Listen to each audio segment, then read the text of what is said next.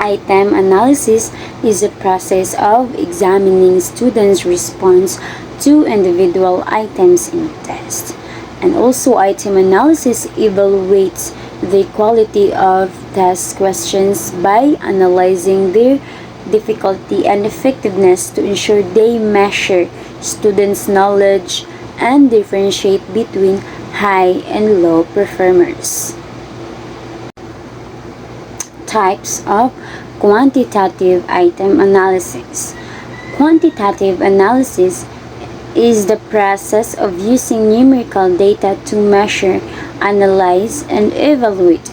It involves collecting measurable information and applying statistical methods. So there are two different types of information about individual items test. So the difficult index and the discrimination index.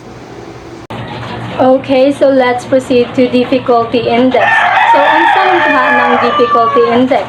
So, the difficulty index is a way to find out how challenging a test question is for students.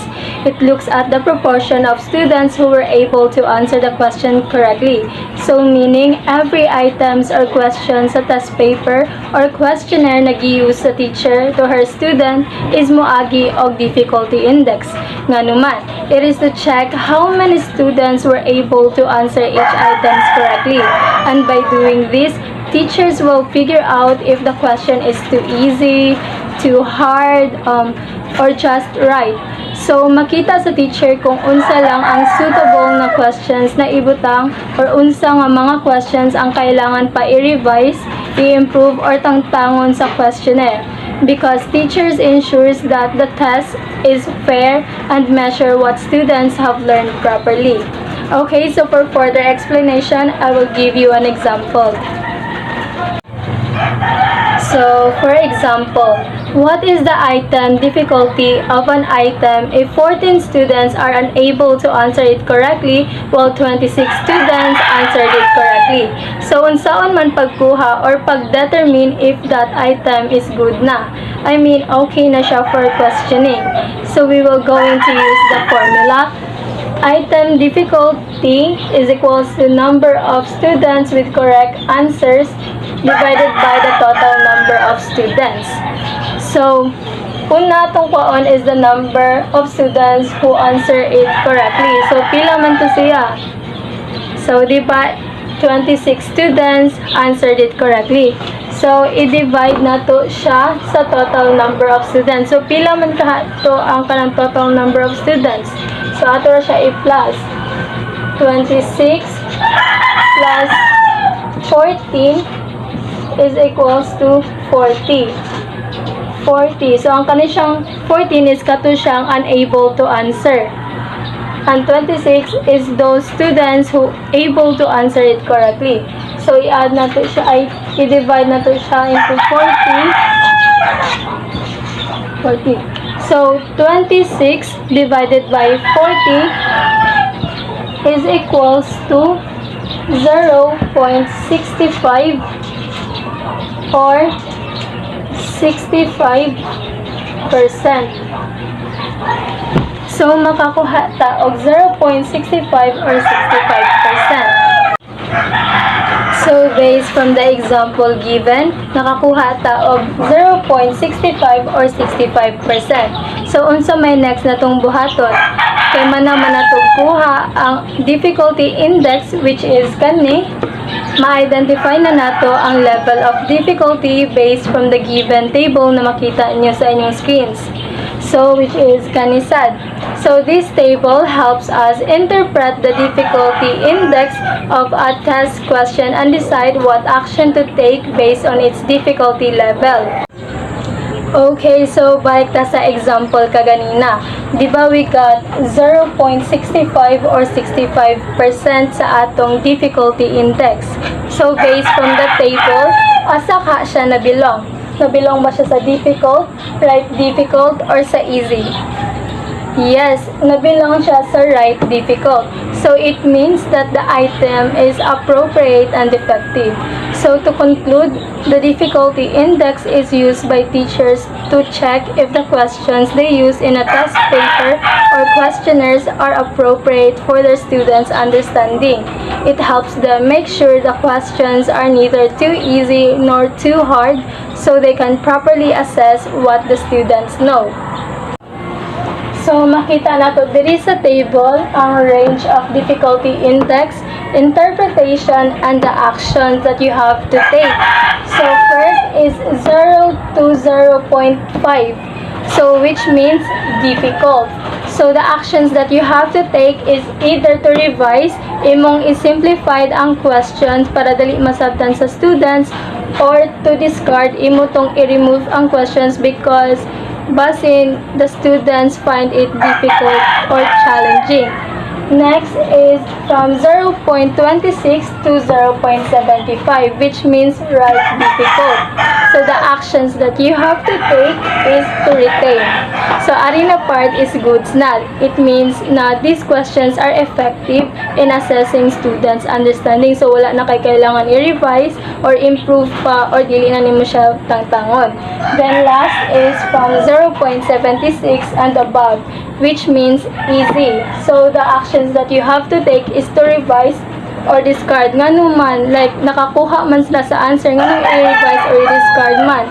It's because these questions may not effectively measure learning because wala naman na challenge ang students. So dili na nila tun-an kay kabaw na sila. Okay, so let's proceed to discrimination index. So here in discrimination index, the goal here is to see if a question can tell the difference between students who did well on the test and the students who didn't do as well. Like, gi-compare gani niya ang mga students nga nakakuha og dagko na scores sa mga students nga nakakuha og gamay na scores. Like, for example, katong mga dagko na scores kay nakuha nila or check ilang number 1. But the low scorers or those students na gamay og scores kay gamay ra nila ang nakakuha sa sakto na answer. So this shows that the question is good at discriminating nganuman. Kay nakita man nato ang difference between students who understand the topic and those students who don't. So like dali ra gani sa teachers na matel or makita kung kinsa gyud tong mga nakasabot sa question o wala nakasabot based on their answers. So this way, teacher can decide if the question is useful or needs to be adjusted. So for further explanation of kanang discrimination index, I will give the floor to my groupmate, shall we? So now that we all know what is discrimination index, so let's have an example. So obtain the index of discrimination of an item if the 60 upper 25% of the class had a difficulty index of 0.60 or the 60% of the upper 25% get the correct answer, while the lower 25% of the class had a difficulty index of 0.20. So here, the index of discrimination has two groups, which is the DU or the upper group, DL or the lower group. So the formula for this is DU minus DL. So the DU here is the 0.60 because it is the upper 25% of the class had a difficulty index. So 0.60. Next is the DL or our lower group is the 0.20. It's because it is the lower 25% of the class had a difficulty index. 0.20. So let's minus this. So 0.60 minus 0.20, it is 0.40. So here, the 0.40 is our index of discrimination. And here, to determine the level of discrimination of an item, find first the discrimination index, which is naato na siyang na-find, which is the 0.40. So let's just determine kung asan siya or what interpretation or what action should be taken for this. So 0.40. So 0.40 is belong to non-discriminating. So the interpretation of the 0.40 is non-discriminating, and action should be taken for this is revise. Or I forgot to tell you guys, this is the to determine the level of discrimination item, a discrimination index of an item. So index range negative 1.0 to 0.50 is the interpretation for this. It can discriminate, but the item is questionable, and the action should be taken for this is discard. And the next one is negative 0.55 to 0.45 is the interpretation for this is non-discriminating, and the action should be taken for this is revise.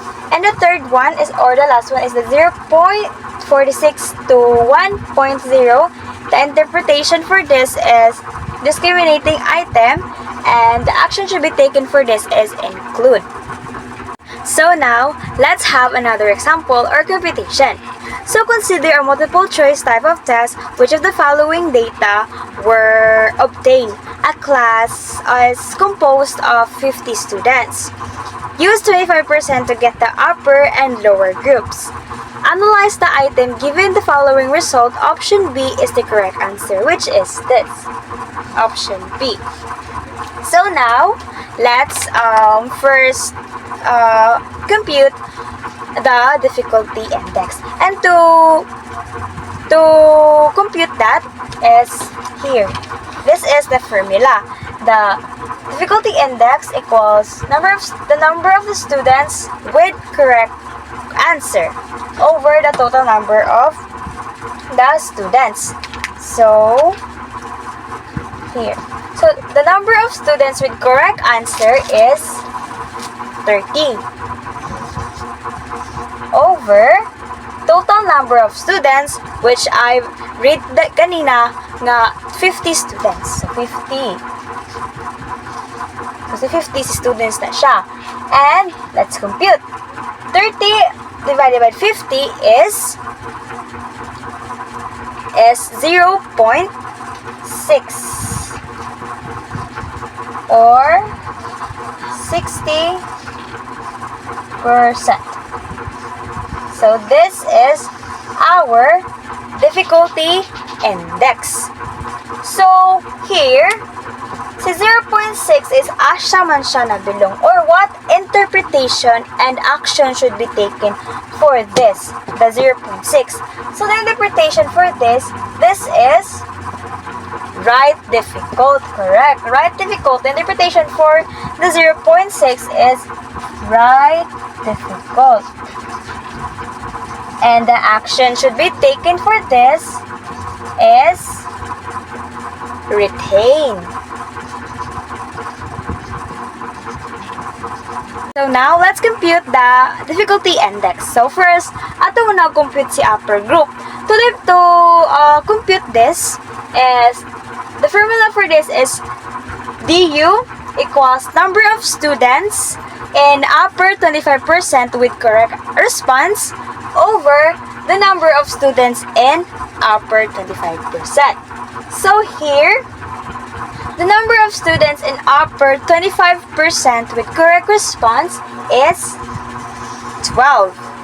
So 12 over the number of students in upper 25% is 13. Why 13? Because 12 plus 1 equals 13.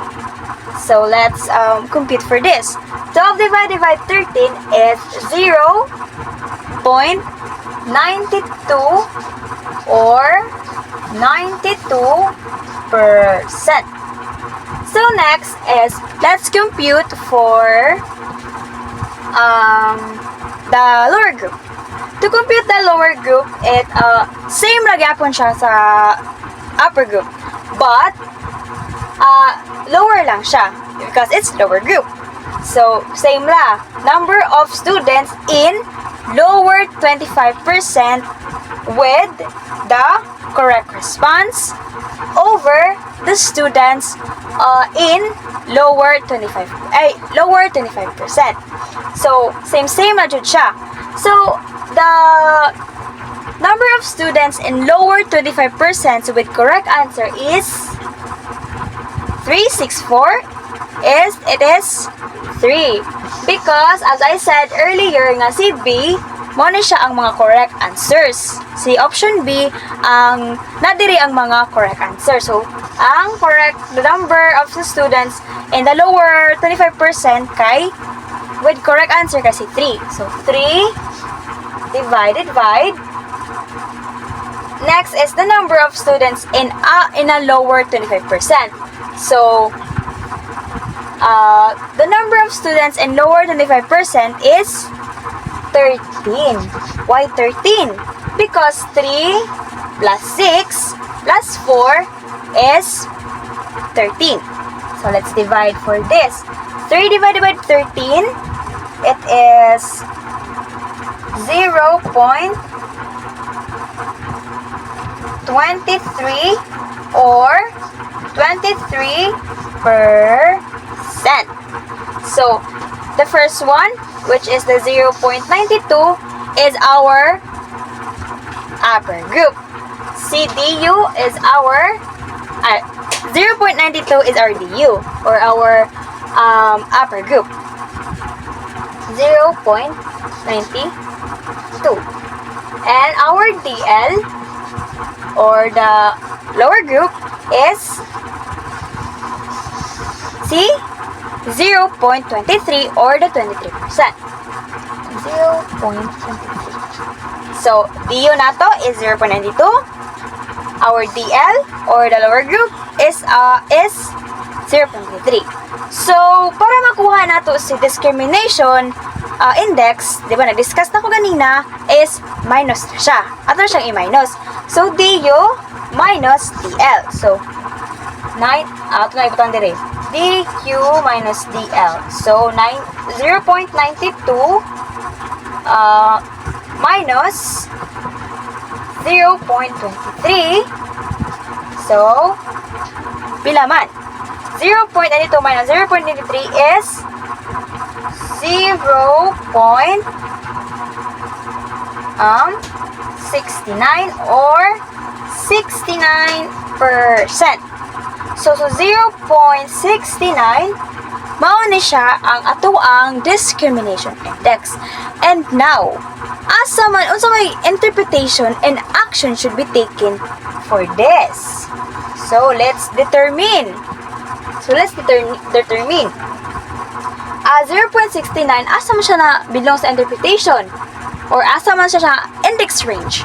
So, nabilong siya sa 0.69 here sa 0.46 to 1.0, which is the interpretation for that is discriminating item. Mo na ang interpretation niya. And the action should be taken for that, and for that is include. Because nabilang man siya sa index range nga 0.46 to 1.0.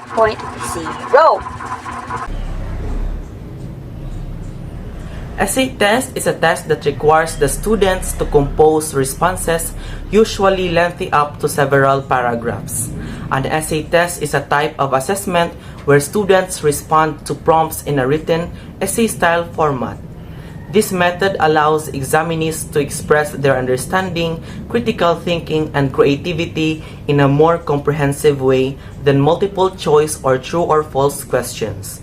Essay tests are often used in subjects like history, literature, and social studies, where students must analyze, interpret, and articulate their ideas. In the context of essay tests, analysis, synthesis, and evaluation and creativity refer to higher-order cognitive processes that require students to demonstrate advanced levels of thinking and understanding. Analysis is breaking down information into parts to examine relationships, patterns, or underlying principles. Synthesis is combining ideas, information, or concepts to create something new or to propose solutions. Evaluation, judging the value or quality of an idea, argument, or solution based on criteria and evidence. Creativity is generating original ideas, solutions, or artistic expressions. So there are two types of essay. The first is restricted response essay. An essay items that restricts the limits on both content and response given by the students. A restricted response essay is a type of essay question that limits the student's response in terms of content, structure, or length. It decides to assess specific knowledge or skills, focusing on precision and clarity rather than broad exploration. This type of essay is ideal for evaluating learning objectives that requires concise, focused answers. Extended response essay is an essay that allows the students to determine the length and complexity of the response. An extended response essay is a type of essay question that allows students to write detailed, in-depth answers. Unlike restricted response essay, extended response essay offer more freedom to explore ideas, organize thoughts, and express creativity. These questions often assess higher order thinking skills such as analysis, synthesis, evaluation, and creativity. So hello everyone, my name is Kishi Sampaga, and in line with my groupmate Paul's part of the report, we will now be tackling about the advantages, disadvantages, and the key guidelines for creating essay test items that measure complex learning outcomes. So let us explore first the advantages of essay questions which are designed to help assess the higher order thinking skills. So we have three there, and let us tackle about the first one, which is the demonstrates learning outcomes at the synthesis and evaluation levels. So essay questions encourage students to go beyond just a simple recall. So they require learners to synthesize information and evaluate ideas critically. So this approach allows us to assess their ability to integrate concept, analyze arguments, and apply their knowledge in new contexts.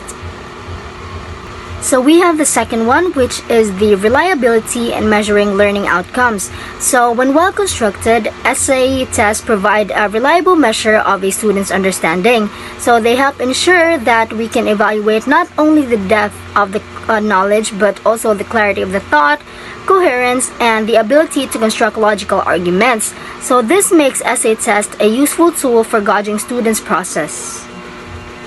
So we have the third one here, which is the freedom for creative responses. So essay questions allow students the freedom to express their thoughts creatively. So unlike objective questions, they provide a platform for students to integrate ideas from various sources, provide unique perspectives, and demonstrate their critical thinking skills. So this flexibility encourages innovation and helps students engage more deeply with the content. So despite these advantages, there's also a few disadvantages that we have to consider when constructing essay questions. So the first one we have here is difficult to construct. So writing effective extended response essay questions can be challenging. So they need to be carefully designed to assess complex learning outcomes, which can be more time consuming and requires precision to ensure that they're not too vague or ambiguous. So the second one we have here is it's time consuming to score. So scoring extended essays can require a lot more time than restricted response essay items like multiple choice questions.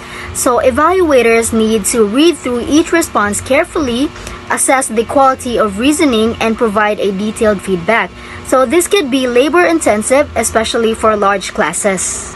So now that we're done tackling about the advantages and disadvantages, let us now explore the key guidelines for constructing essay test items, which would help ensure the effectiveness of the essay questions. So the first one we have here is to measure complex learning outcomes. So essay questions should be used when we want to assess the complex learning outcomes, such as the ability to analyze, synthesize, and to evaluate information. So they are not suitable for measuring basic recall of facts. So the second one we have here, it has to be aligned with the learning outcomes. So you have to make sure that each question directly relates to the learning outcomes you intend to measure. So if the goal is to assess critical thinking, then your question should encourage students to demonstrate this skill and not just recall information. So the third one we have here is clear and precise task. So the question should clearly outline the task the students need to perform. So you have to avoid ambiguity and ensure that the task is specific enough to allow students to focus on their responses appropriately. So the next one we have here is clear focus on the desired answer. So the essay question should be carefully worded to focus on the desired answer. So this ensures that the students know what kind of response is expected, which in turn makes it easier for instructors to assess the quality of the answer. So the next one we have is uniformity for all students. So all the students should be required to answer the same question, which would help ensure the fairness and consistency in the assessment process, allowing for a reliable comparison of students' performance. The next one we have is indicate time and points. So you have to indicate the number of points each question is worth and specify the amount of time the students should spend answering it.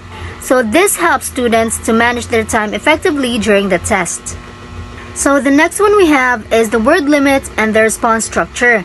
So clearly specify any requirements for the length of the response, whether it's a word limit or a specific number of paragraphs or a particular number of sentences. So this provides guidance to students and help them organize their answers. So the last one we have is to provide a clear scoring system. So you have to provide your students with a clear understanding of how their essays will be graded. So make sure that you discuss the grading criteria, whether it's based on the clarity, the depth of analysis, and the quality of writing. So sharing the rubrics with your students ahead of time can help set expectations and guide their responses. So hello everyone, so I'm gonna be discussing all about the developing rubrics for essay test, setting criteria and setting performance level. The question is, what is a rubric? Anyone? So a rubric is a set of to determine scoring for an assignment, performance, or product. Rubrics can be used in many kinds of written assignments, exams, papers, projects, speeches, or portfolios. So they are not useful, however, as a grading mechanism for multiple choice or short answer test. So ang rubrics ko do kay muna mo determine sa inyong assignment. Like for example, if you're given an essay test and then there's a mechanic na unsay specific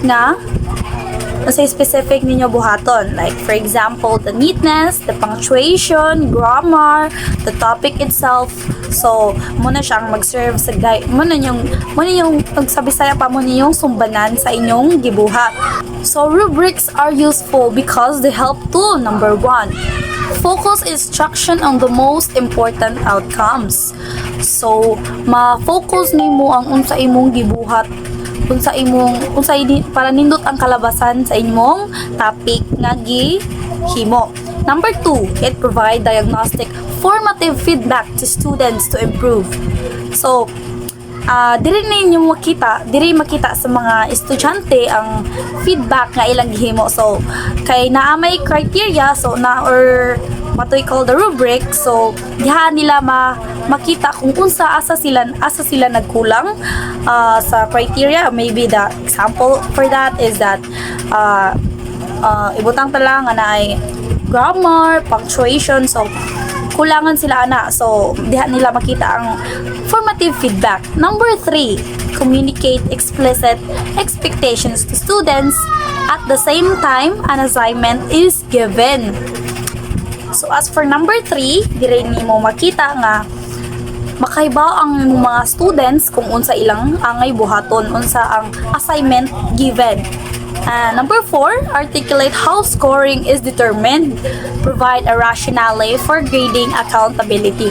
So, dili mo makita kung mag-base ang score sa gibuhat sa imong student, and it provide grading accountability. So, sakto kanang ang imong score mag-determine nimo sa imong gibuhat. So number 5, produce more consistent and reliable grading. So dire sa number 5 kay dire nimo makita kung sakto yang gibuhat and consistent ang nasunod sa rubrics. So as we move forward, there are two major types of rubrics. Number 1 is the holistic rubric. This is a one global holistic rating for a product or behavior. And as for the second one is the analytic rubric. So it is a separate holistic rating of specific characteristics, products, or behaviors. So the question is, unsay kalahian sa duha? So the holistic rubric, mo ni siya kanang makita ninyo sa kanang mga rubric nga kanang naay kanang numbering. So number 5, 4, 3, 2 unsay best niya nga score. And analytic rubric is that kanang makita ninyo nga example is that kanang mga neatness, grammar, the topic itself. So muna siya kanang kalahian nilang duha. So in other words, the analytic and the holistic rubric. So analytic rubrics breaks down assessment criteria into specific individual components, allowing for targeted feedback on each aspect, while the holistic rubrics, on the other hand, provide a general overall evaluation based on the single comprehensive scale, offering a broader view of performance. So now we move forward to the how to create a rubric. Saan siya daw ipaghimo og rubric? So there are 3 steps in creating a rubric. So number 1, define the specific performance areas that are key elements of the assignments or projects. Number 2, delineate specific levels of success for each element from poorest to best. Number 3, assign ratings to performance levels and devise a scoring procedure. So, in order to create a rubric, you need to have these steps to determine the specific essay test or assignments that you're going to do. So, in order to do that, in order to have the best result or feedback in what you're doing or assignments or anything, you need to kanang sundo nimong rubrics. That's all. Thank you.